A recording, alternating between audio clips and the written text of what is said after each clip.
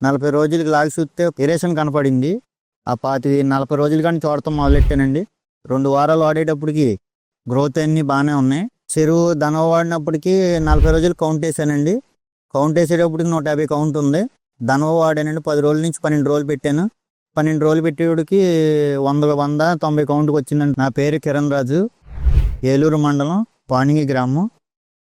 అక్కడ నాకు 7 ఎకరాల చెరువు ఉందండి. 40 రోజులకి లాగి చూస్తే ఎరేషన్ కనపడింది. ఆ 40 రోజులు కానీ చూడటం మొదలెట్టానండి. 2 వారాలు వాడేటప్పటికి గ్రోత్ అన్నీ బాగానే ఉన్నాయి. ఎరేషన్ కూడా కలిసిపోయింది. గ్రోత్ బాగుందండి. అప్పటి నుంచి కంటిన్యూగా వాడుతున్నానండి మానకుండా. పాత క్రాపుల్లో అయితే వేరే చాలా రకాలు వాడాను కానీ అంత గ్రోత్ లేదు. కొంత గ్రోత్ వచ్చినట్టు కనపడేది కాదు. దనవ వాడితే మటుకి 1 వారం నుంచి 2 వారాల్లో ఎరేషన్ కవర్ అవుతాం. చెరువు దనవ వాడినప్పటికీ 40 రోజులు కౌంట్ వేసానండి. కౌంట్ వేసేటప్పటికి 150 కౌంట్ ఉంది. దనవ వాడానండి. 10 రోజుల నుంచి 12 రోజులు పెట్టాను. 12 రోజులు పెట్టేవాడికి 190 కౌంట్కి వచ్చిందండి. 2 నెలలకు వచ్చాక మిడిల్ తీసుకున్నానండి. మిడిల్ తీసాక 15 రోజులకి 60 కౌంట్కి వచ్చింది.